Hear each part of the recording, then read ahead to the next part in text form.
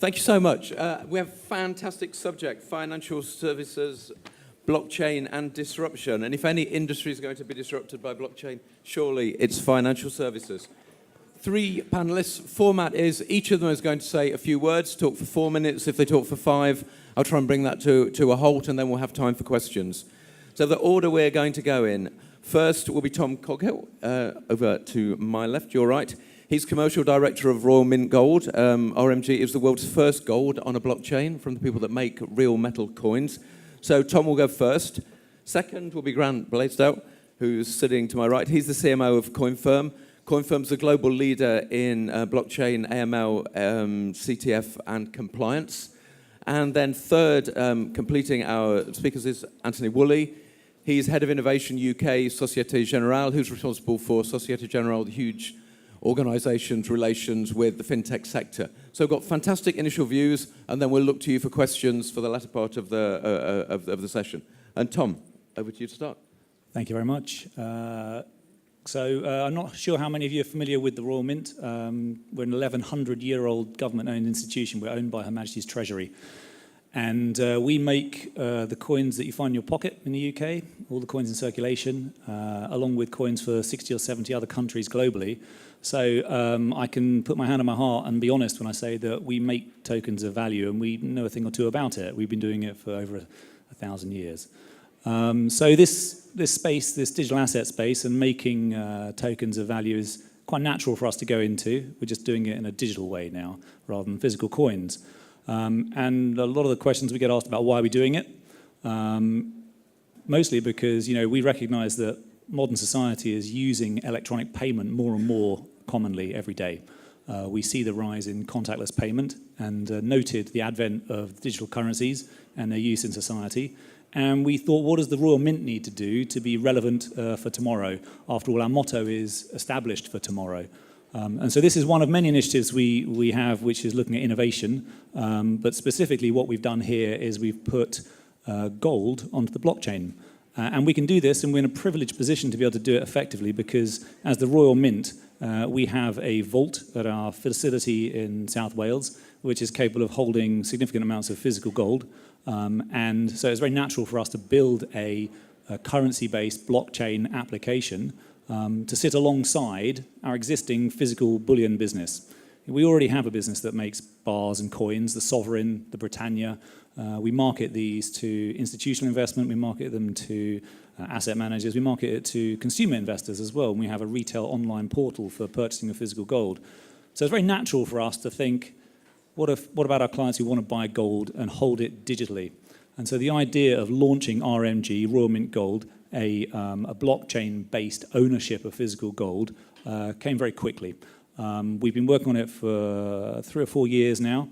In the summer of last year, we put our blockchain, RMG blockchain, into production. And to describe it for the purposes of the people in this room who are probably interested in technically how we've done it, it's a publicly visible open network, but privately permissioned. So we are authorized and authenticate the operators upon our network. So holding gold for the first time in a digital wallet, in a similar way that you would hold cryptocurrency, but as a digital asset, we now let you hold physical gold. And it differs from other ways of holding gold in a very unique way, in the fact that when you hold this token, you're holding an ownership, a property of physical gold, as opposed to something like an exchange-traded fund, where really you're just taking a debt in a trust, and you have an exposure to the ETF provider. In this case, the gold that you hold on our chain is your gold, your physical gold, and the benefit of being a digital asset means that you can trade it on a peer-to-peer basis with anybody else on our network without the need for a central authority to authorize that transaction. So in the same way that you can move digital assets, we think the real benefit of this blockchain technology applies very neatly to the commodity space. And I think in gold, we've found a 6,000-year-old proven investment asset, a safe haven asset, that the world will adopt and embrace. And I think it offers many benefits compared to a lot of the other digital asset offerings that are out there in the market. Tom, you're at 4 minutes, so just quickly on the question. So who are you aiming to disrupt, or who will be disrupted by what you're doing? So disrupt's a word that we don't like to use particularly much. I think we are opening the opportunity for physical gold ownership to a broader investment market. So we think that this product has the power to transcend a lot of the traditional asset classes applications, so futures markets, ETF investment, physical markets, unallocated gold accounts. These are all things for very specific corners of the market. And we think what the digital asset does, and if you want to use the word disruption, you can use that. But what I think this does is allows the potential for that new digital asset class to transcend all those user cases, allowing many of those market participants to trade on the same basis. Brilliant. Thank you. Thank you, Tom. Good. Grant, I'll give the floor to you. Thanks for the intro first off, and thanks for having me, guys. I guess a cool thing to ask first would be, hands up, how many people in here right now are running a token sale, gonna do a token sale, or are thinking about doing a token sale? Okay, good amount. All right, I'm gonna come back to that later. So as introed earlier, CoinFirm is generally recognized as a global leader in blockchain regtech, most notably through our blockchain AML, CTF, and compliance platform. This platform does a lot of things for both the crypto ecosystem and the traditional and mass economy and financial system. Mostly what it does is streamlines and automates compliance for cryptocurrency and blockchain transactions. One of the largest roadblocks recognized over and over again when it comes to the mass adoption of crypto or blockchain assets has been compliance. And not just that, more specifically, anti-money laundering. It's a lot more complicated. It's not as straightforward as KYC. It takes a lot of analysis. Our platform's blockchain agnostic, so you can technically integrate any type of blockchain into it. Currently, we're serving Bitcoin, of course, Dash, who's our client and partner, which is a pretty unique and historic use case for us. Past year, we integrated Ethereum, figured out smart contracts and tokens. So as of what we know right now on the market, we're the only streamlined or automated provider of compliance for token sales and ICOs. So some of our clients who are ICOs are running around this conference right now. What our platform does is not just really build a bridge between the crypto and blockchain economy and the traditional one, but it also revolutionizes how we view compliance overall. So we can take back to the blockchain agnosticism aspect, but we're also part of this next generation of the financial system where we're not in data silos. So our partners and clients are sharing data into our platform as well. We also crawl web, deep web, Tors, etc. Throw this all in our database, structure it. From what we know, we have one of the largest structured blockchain databases in the world. Then we push that through around 200 proprietary algorithms and risk flagging scenarios. So what comes out on the other end, whether you're a traditional financial institution who wants to deal with crypto, whether you're a crypto company yourself, are the actionable data sets that you need right away.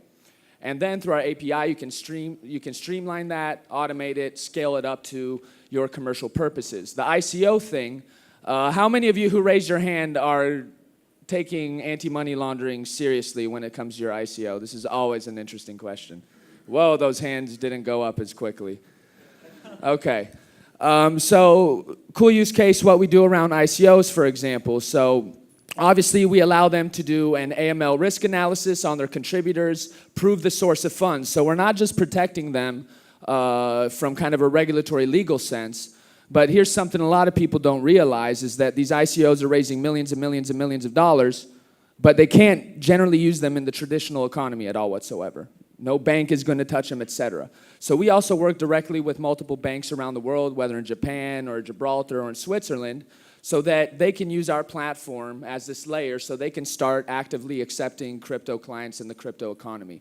So we view as what we do as really a very important bridge in this mass adoption of crypto and blockchain. Brilliant. Thank you, Grant. Perfect. And Anthony, I'll turn to you. Okay, so I got involved in the blockchain space beginning of 2015, and I think everybody in the room probably has the date that they got involved in this space. So just about 3 years, and what an interesting journey it's been so far. So during 2015, I think that's when I and many other large banks started getting interested in this technology, decentralized technology, consensus, immutability, and most fascinating of all, anonymous actors. And it was the summer of 2015 that we, along with other banks, invested in R3. That's not the only consortia that we've been engaged in. It's a technology that has got to mature and change to be applied to financial services. And I think we realized pretty quickly, maybe late 15, early 16, that blockchain is a technology designed for public cryptocurrencies, not designed for the financial services industry. And it's a fantastic thing, and it combines a number of different attributes. And some of them are things such as anonymous actors. In our industry, every actor is known. Regulation is a good thing. We talked about that a bit earlier on, I think. So we realized pretty quickly that this technology needed adapting to the regulated financial services industry. And we spend a lot of time and effort looking at that, researching it throughout 2016. And I remember a conversation with somebody at the time, and I said, I can't really see how this is going to get into production at scale anytime soon in the financial services industry. And I think that was coming from the perspective of understanding the complexity of the industry and everything that people outside of it don't see. And so late 2016, we started to see this in a couple of ways. First of all, we didn't want to be looking at a technology that was a solution looking for a problem. We wanted to start from business cases, and business cases that were in the interests of our clients. And there were two main ones that we saw sitting over different timelines. One relates to taking supply chains electronic, and the other is to do with streamlining and taking costs out of the financial markets. And in fact, the second one is what a lot of us started and thought was the opportunity initially. But I think one of the problems with new technologies is people, once they got a new technology, they immediately intellectually project forward to an end state. And they may have just projected 10, 20, 30 years. So right now, and at the beginning of last year, we decided to focus on projects that had roadmaps to production, that were not experiments, just POCs, things that we could take and apply to make a difference. And our focus has been on trade finance and supply chains. So we did our first production supply chain trade beginning of last year. It was an oil trade. And late last year, we announced WeTrade with a number of other organizations participating in that consortia. And just on Monday, we had a press release around a transaction we did in the soft commodities industry, a soybean transaction between a US exporter, a Chinese importer. That was relevant because it's testing some of the complexity of these supply chains. And technology is actually maybe sometimes the least of the problems to be solved in some of these spaces. It is the complexity of complex ecosystems, different actors, legal, regulatory, etc. And so over the last year, we've been working very hard with other institutions, not just banks, but the diverse stakeholders you have in supply chains to tackle those problems and give ourselves a route to production. So we expect WeTrade to go into full production in the next few months, followed by the other initiatives I mentioned over the next year or so. Brilliant, fantastic. Now, we have 10 minutes left for questions, which we can debate things up here or we can throw over to audience. You've got three great organisations here. If anyone would like to ask a question, please raise your hand and we'll get a microphone to you. I can see a question there, if someone could get a microphone there. Just while we do that, you talked about ICOs, and I have to say, when this panel was announced, I've had two journalists call me, and already that's the thing business journalists want to jump on top of and criticise and say won't work. Yeah, what words of comfort are you going to give me on that? Well, I originally come out of digital media, so I've worked around journalists for most of my career, and what I've seen in the space right now is they're not really too interested in investing the time to understand in the deep end what are really these cores that we're addressing. So I think that this industry has suffered a bit from the clickbait kind of phase in media, and I'd like to kind of inspire everybody to really look into the depths of it and what are your requirements to not just protect yourself but also protect your funders, your contributors, whatever it may be, so that hopefully you want your project to be a legitimate project and have a future in the ecosystem or in the business world itself. You saw one reason I asked people to raise my hand. One is to engage them, but the other one is to actually show how big of an issue and this lack of awareness is. So we're processing anywhere from 5 to 10 token sales at any time, doing analysis for them for AML, but it's not enough. I'm not just saying that as like a capitalist or something. I'm saying that in the sense of there's way more ICOs than that happening, and they need to take this part seriously. Thank you. And the question was, we had a question over there. Hi. This is to RMG. We'd like to know when is your launch date and what do you see are the challenges of having a private permission blockchain? So we're going to be making an announcement, I think, in the first quarter of this year about the distribution model we're going to use, so how it's distributed out on our network through a variety of different operators. And in terms of, so your second question is relating to... Okay, so I think one of the bigger challenges to the difference between intangible digital assets and tangible physical digital assets is this connection between the token and the physical. And what we've quickly realized is that a custodian for the gold is at the heart of making sure our network is secure. So having a reputable party overseeing the safe storage and security of that value is critical. So one of the concerns that I think that we worried about with an open network is that you could potentially have the concern of people losing their keys and that potentially gold being paid to wallets that people can't access.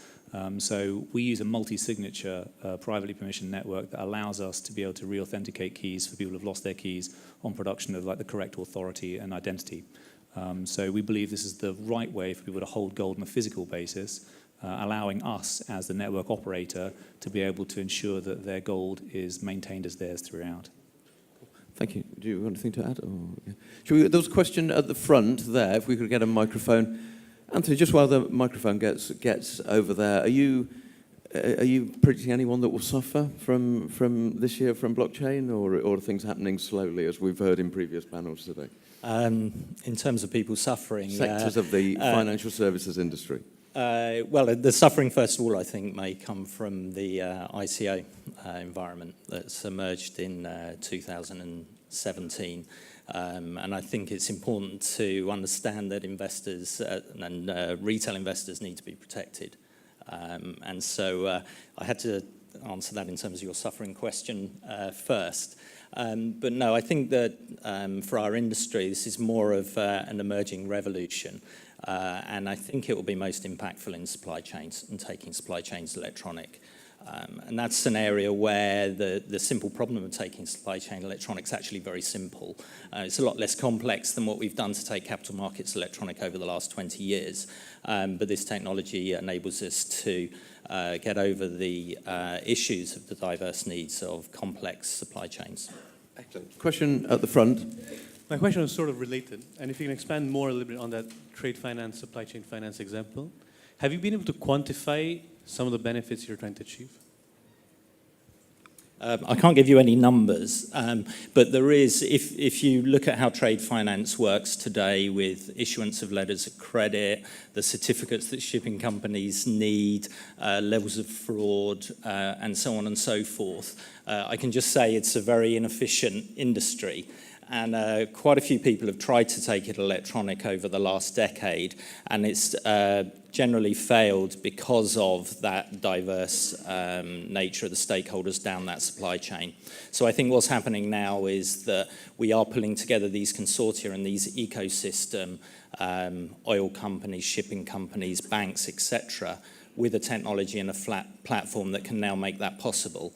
And we're focused on trade finance from a finance point of view, but it's equally applicable to any supply chain in other industries as well. Are you getting involved in supply chains, Grant, or not yet? We have, well, I said we're most well known for. We have another solution called True Datum that's right now we're working with, one of the people we're working with on this largest bank in Central Europe, PKO BP. And it's supposed to, we're trying to push it along with them as a regulated standard for something in Polish called trwały nośnik. Durable medium would be the most accurate. And we've added chaining to this platform. It's a data provenance platform. So we're talking to some big fours in other jurisdictions. Dubai, really, the port of Dubai is really interested in this type of aspects to figure out how to take a solution like this. And I think supply chain is actually pretty complicated. I'm sure I haven't delved in as deep as you, but when I've looked at it on the surface, tried to figure out the logistics, it's actually pretty complex to me. So we look at it as our platform more as an anti-fraud measure, authentication of sensitive documents, signatures, or contracts that in the supply chain are important and are still mainly done in a very physical, traditional sense. And so we're not just digitizing that, but we're bringing this immutable tech aspect towards it so that you can, with 100% guarantee, understand that this is the original one, created by this entity, signed by their private key. So I think some of these aspects are just starting. I think the financial industry is actually going to get, as we're shown with, listen, the banks that we're working with, they're integrating, some of them are doing this to integrate ICO clients. So I think we're going to see a lot more real movement in that sense. And I think the supply chains, I could be wrong, and please correct me if I'm wrong. I think the supply chain thing is a thing that needs to be figured out just because it's such a big infrastructural aspect to it as well. And we've got time for a couple more questions. We haven't had any this side of the room. We have a lady there, and if there's anybody near, we'll take another question from nearby as well. So. Hi there. I was just wondering what your message would be for governments and regulators to continue to encourage innovation in the blockchain space and financial services. Great. And is there anyone nearby who wants to throw in a question while we're at the same place? And then we'll take two at once. And then I'll throw it. So we all agree that blockchain, Bitcoin, altcoins are a relatively new phenomena. But I would like to know, in a range of 1 to 10, when 1 is almost no possibility, and 10 for sure, what you consider to cash out as an act of faith. Cashing out. I can address the first one. I don't know about the second one. Okay. You go with the first one then. I mean, ours... I'll also take the first one.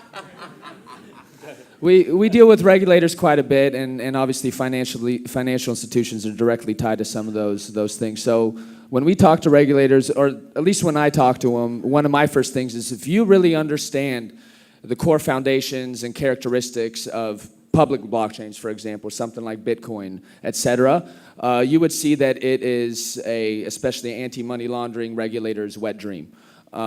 Because, for example, in the traditional system right now, it's under 2% effectiveness, right? So it's kind of a joke.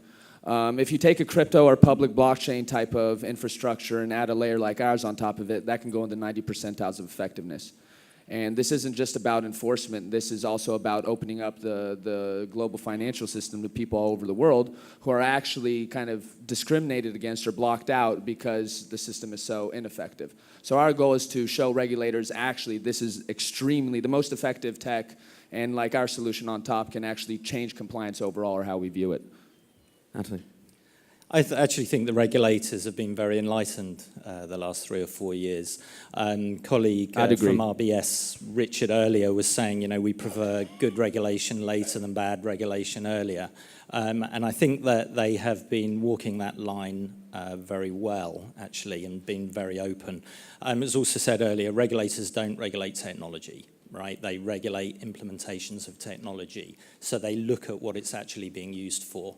Now, 3 years ago, it was just something regulators were looking at like in a Petri dish.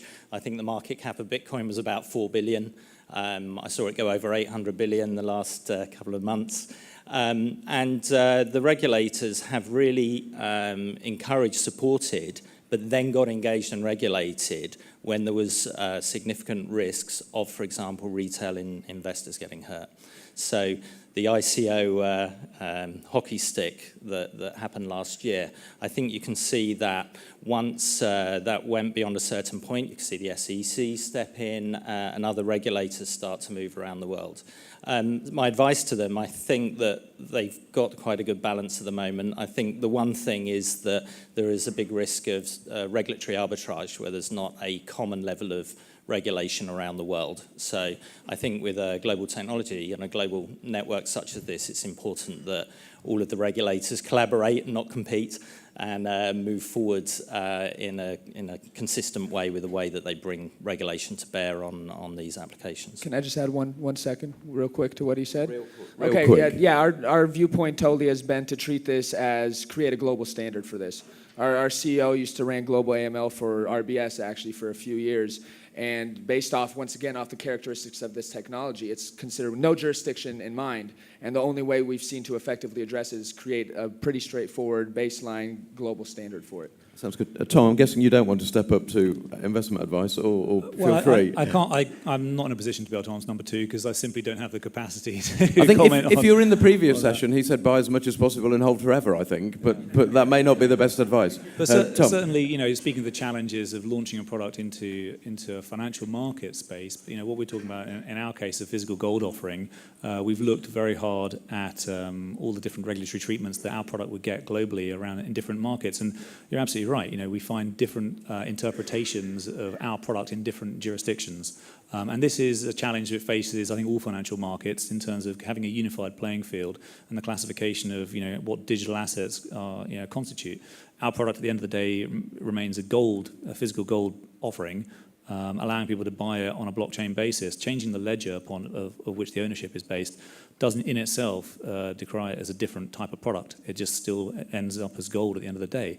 But I do think that we have seen, you know, absolutely right, Anthony, I think that we've seen very positive kind of self-education from all the regulatory bodies that we've spoken to as they look to partner and understand, you know, what is developing and how the market is evolving. And so we don't have any fear of communicating with regulation. In fact, we find, you know, it is actually quite a rewarding partnership in terms of looking at how our product lands in different places around the world. Fantastic. Now, we have 1 minute left on the panel. If anyone fancies predicting something that will surprise the audience that's going to happen in 2018, in about 10 seconds each, that would be really good. You want to go first? You always want to go first. Well, now you made me feel self-conscious about it. I was just in New York pretty recently on Wall Street talking to some kind of Wall Street hedge funds, those type of people. I think for the ICO space you're going to see a lot of fat starting to get trimmed off. So all you people who might be considered the fat of this ICO thing, you better, you know, do it quickly. And also we're going to start seeing security ICOs, but legitimate ones, not, you know, I'm doing a security ICO and SAFT and throw out a few other vague regulatory things. So I think you're going to see, just like we saw with the dot-com bubble, let's say, you're going to see the maturity of this ecosystem over the next couple of years, starting this year, and it being more integratable into the traditional system. Tom, you got something for this year? Yeah, I hope that we'll see more, you know, open declaration of institutional investment, especially in, like, you know, commodity markets in the blockchain space.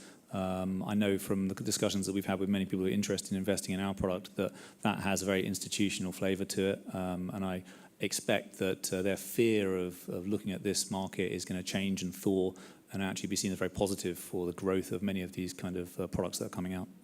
Anthony, last word. I'm not sure we'll see anything that's too surprising to the audience. We'll see trade finance applications go live. That will be an incremental process over the next few years. We will see ICOs getting regulated, we'll get ICOs getting shut down and others supported. I think this is a journey we're on. It's a journey of momentum. So when you look at things day to day, you don't see much changing, and you look back a year down the road and a lot has changed. And I think it's that momentum that will continue in the coming years. Fantastic. And please join me in thanking the panel. Really excellent discussion. Thank you.